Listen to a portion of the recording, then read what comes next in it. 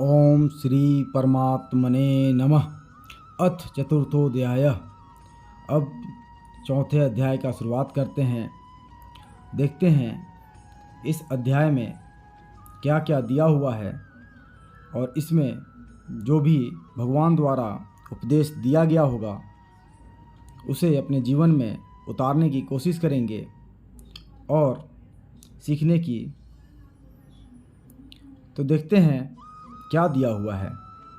यहाँ ज्ञान शब्द परमार्थ ज्ञान अर्थात तत्व ज्ञान का, कर्म शब्द कर्म योग अर्थात योग मार्ग का और संन्यास शब्द सांख्य योग अर्थात ज्ञान मार्ग का वाचक है। विवेक ज्ञान और शास्त्र ज्ञान भी ज्ञान शब्द के अंतर्गत हैं। इस चौथे अध्याय में भगवान ने अपने अवतरित होने के रहस्य और तत्व के सहित कर्म योग तथा संन्यास योग का और इन सबके फलस्वरूप जो परमात्मा के तत्व का यथार्थ ज्ञान है उसका वर्णन किया है। इसलिए इस अध्याय का नाम ज्ञान कर्म संन्यास संयोग रखा गया है। इस अध्याय के पहले और दूसरे श्लोकों में कर्मयोग की परंपरा बतलाकर तीसरे में उसकी प्रशंसा की गई है।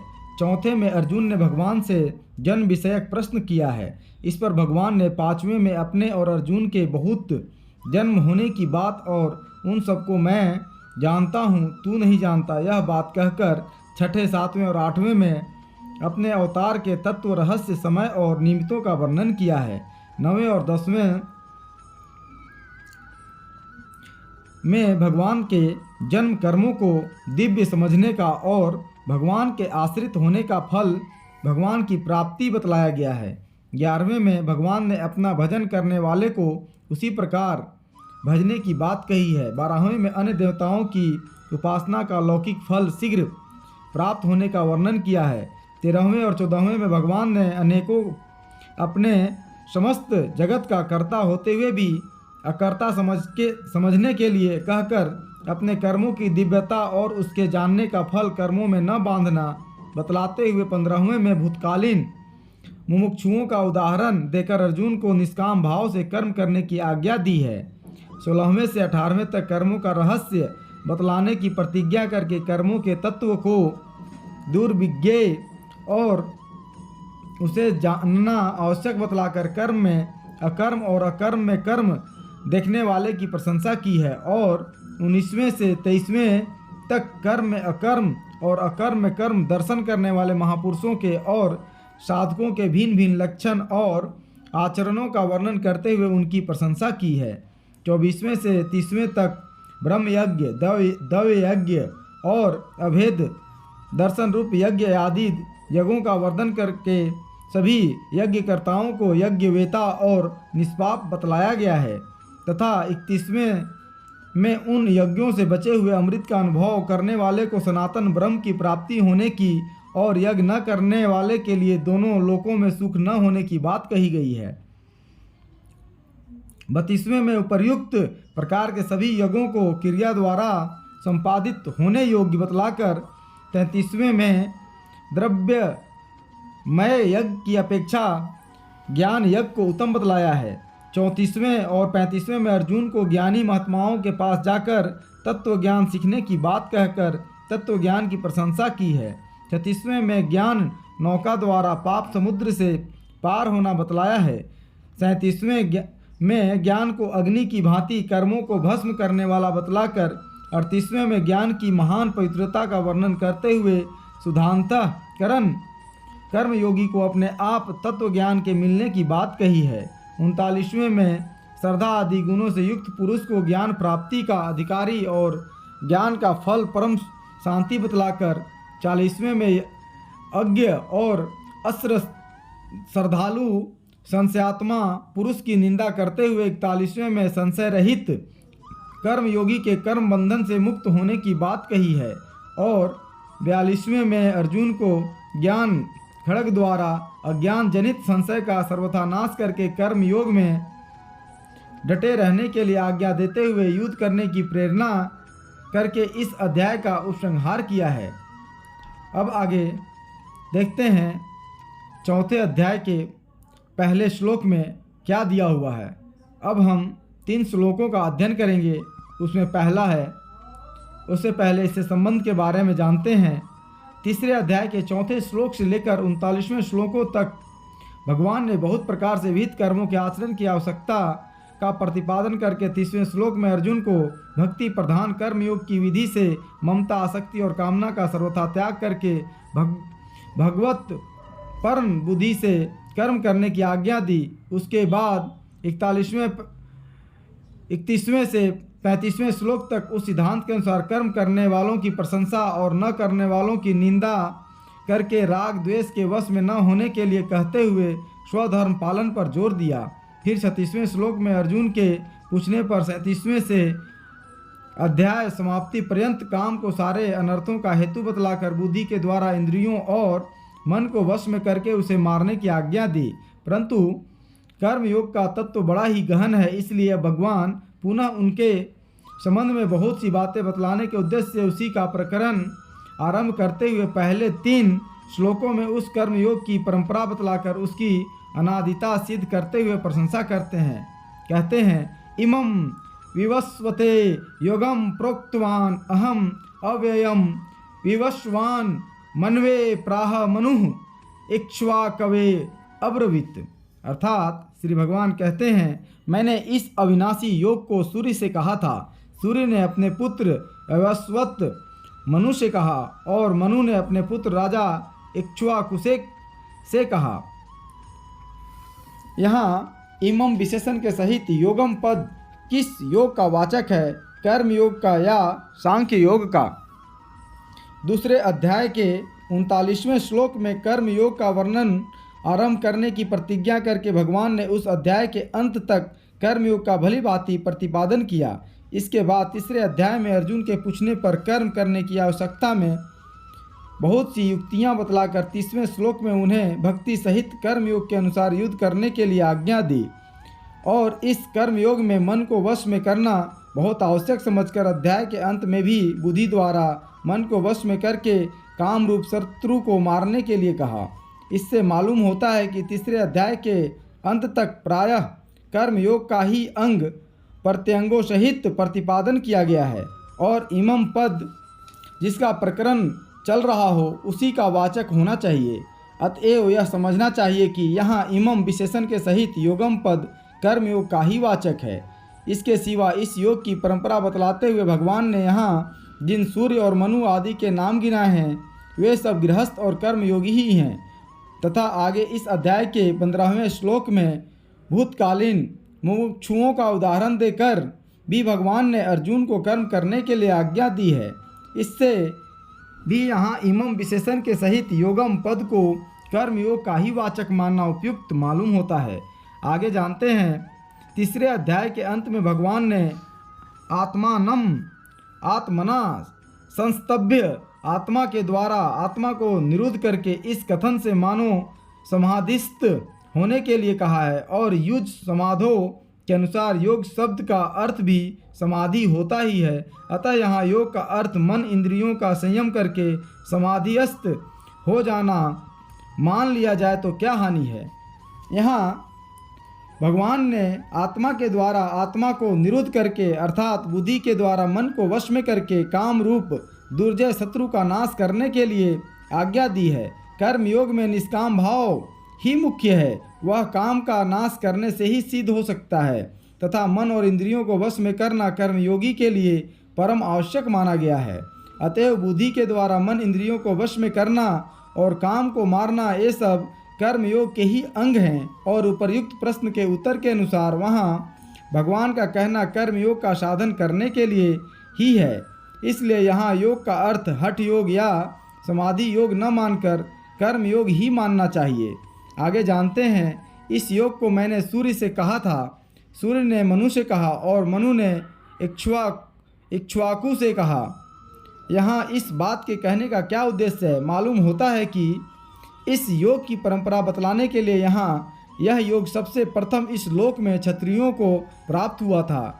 यह दिखलाने तथा कर्मयोग की अनादिता सिद्ध करने के लिए ही भगवान ने ऐसा कहा है। अब आगे दूसरे श्लोक में देखते हैं क्या दिया हुआ है। एवं परंपरा प्राप्तम इमं राजर्ष्यः विदुः सह कालेन यह महता योगः नष्ट परंतप। अर्थात हे परंतप अर्जुन, इस प्रकार परंपरा से प्राप्त इस योग को राजर्षियों ने जाना, किंतु उसके बाद वह योग बहुत काल से इस पृथ्वी लोक में लुप्त प्राय हो गया। यहाँ इस प्रकार परंपरा से प्राप्त इस योग को राजर्षियों ने जाना, इस कथन का क्या भाव है? इससे भगवान ने यह भाव दिखलाया है कि एक दूसरे से शिक्षा पाकर कई पीढ़ियों तक श्रेष्ठ राजा लोग इस कर्म योग का आचरण करते रहे। उस समय इसका रहस्य समझने में बहुत ही सुगमता थी, परंतु अब वह बात नहीं रही। आगे जानते हैं राजर्षि किसको कहते हैं। जो राजा भी हो और ऋषि भी हो, अर्थात जो राजा होकर वेद मंत्रों के अर्थ का तत्व जानने वाला हो, उसे राजर्षि कहते हैं। आगे देखते हैं इस योग को राजर्षियों ने जाना, इस कथन का क्या अभिप्राय है कि दूसरे ने उसे नहीं जाना। ऐसी बात नहीं है, क्योंकि इसमें दूसरे के जानने का निषेध नहीं किया गया है। हाँ, इतना अवश्य है कि कर्मयोग का तत्व समझने में राजर्षियों की प्रधानता मानी गई है। इसी से इतिहासों में यह बात मिलती है कि दूसरे लोग भी कर्मयोग का तत्व राजर्षियों से सीखा करते थे। अतएव यहाँ भगवान के कहने का यही अभिप्राय मालूम होता है कि राजा लोग पहले से ही इस कर्मयोग का अनुष्ठान करते आए हैं और तुम भी राजवंश में उत्पन्न हो, इसलिए तुम्हारा भी इसी में अधिकार है और यही तुम्हारे लिए सुगम भी होगा। आगे जानते हैं बहुत काल से वह योग इस लोक में प्रायः नष्ट हो गया, इस कथन का क्या अभिप्राय है? इससे भगवान ने यह दिखलाया है कि जब तक वह परंपरा चलती रही तब तक तो कर्मयोग का इस पृथ्वी लोक में प्रचार रहा। उसके बाद ज्यों ज्यों लोगों में भोगों की आसक्ति बढ़ने लगी, त्यों ही त्यों कर्मयोग के अधिकारियों की संख्या घटती गई। इस प्रकार ह्रास होते होते अंत में कर्मयोग की वह कल्याणमयी परंपरा नष्ट हो गई। इसलिए उसके तत्व को समझने वाले और धारण करने वाले लोगों का इस लोक में बहुत काल पहले से ही प्रायः अभाव सा हो गया है। अब आगे देखते हैं। पहले श्लोक में तो योगम के साथ अव्ययम विशेषण देकर इस योग की अविनाशी बतलाया और यहाँ कहते हैं कि वह नष्ट हो गया। इस परस्पर विरोधी कथन का क्या अर्थ है? यदि वह अविनाशी है तो उसका नाश नहीं होना चाहिए, और यदि नाश होता है तो वह अविनाशी कैसे? परमात्मा की प्राप्ति के साधन रूप कर्म योग, ज्ञान योग, भक्ति योग आदि जितने भी साधन हैं सभी नित्य हैं, इनका कभी अभाव नहीं होता। जब परमेश्वर नित्य हैं तब उनकी प्राप्ति के लिए उन्हीं के द्वारा निश्चित किए हुए अनादि नियम अनित्य नहीं हो सकते। जब जब जगत का प्रादुर्भाव होता है तब तब भगवान के समस्त नियम भी साथ ही साथ प्रकट हो जाते हैं, और जब जगत का प्रलय होता है उस समय नियमों का भी तिरोभाव हो जाता है, परंतु उनका अभाव कभी नहीं होता। इस प्रकार इस कर्म योग की अनादिता सिद्ध करने के लिए पूर्व श्लोक में उसे अविनाशी कहा गया है।